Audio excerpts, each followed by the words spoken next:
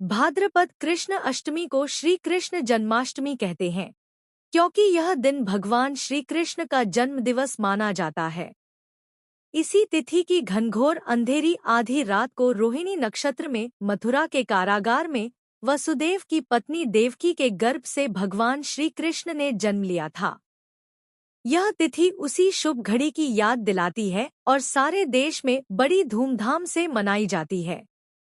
जन्माष्टमी के दिन भगवान श्री कृष्ण की जन्म संबंधी कथा भी सुनते सुनाते हैं, जो इस प्रकार है। द्वापर युग में भोजवंशी राजा उग्रसेन मथुरा में राज्य करता था।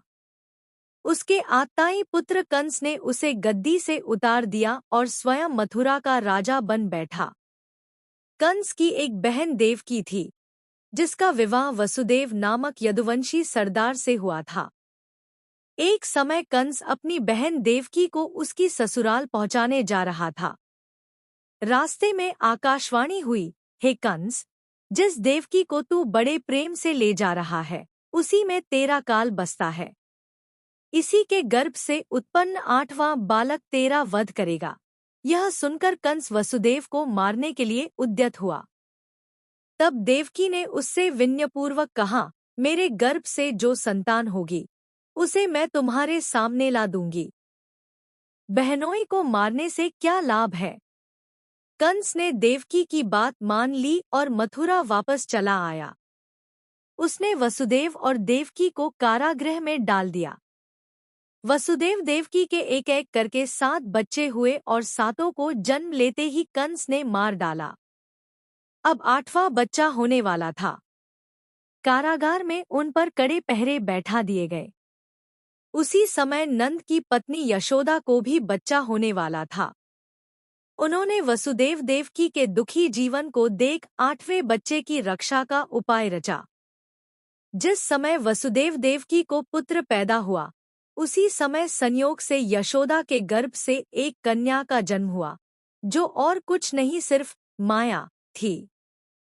जिस कोठरी में देवकी वसुदेव कैद थे, उसमें अचानक प्रकाश हुआ और उनके सामने शंख, चक्र, गदा, पद्म धारण किए चतुर्भुज भगवान प्रकट हुए।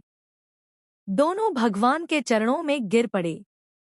तब भगवान ने उनसे कहा, अब मैं पुनः नवजात शिशु का रूप धारण कर लेता हूँ।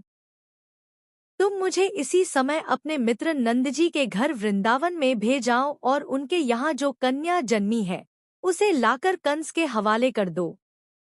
इस समय वातावरण अनुकूल नहीं है, फिर भी तुम चिंता न करो। जागते हुए पहरेदार सो जाएंगे, कारागृह के फाटक अपने आप खुल जाएंगे और उफनती अथाह यमुना तुमको पार जाने का मार्ग दे देगी। उसी समय वसुदेव नवजात शिशुरूप श्री कृष्ण को सूप में रखकर कारागृह से निकल पड़े और अथाह यमुना को पार कर नंदजी के घर पहुँचे। वहां उन्होंने नवजात शिशु को यशोदा के साथ सुला दिया और कन्या को लेकर मथुरा आ गए।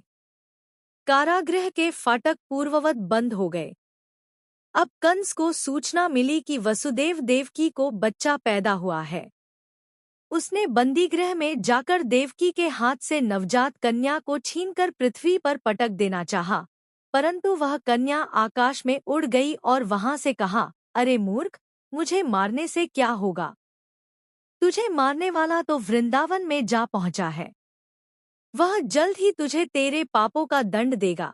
यह है कृष्ण जन्म की कथा।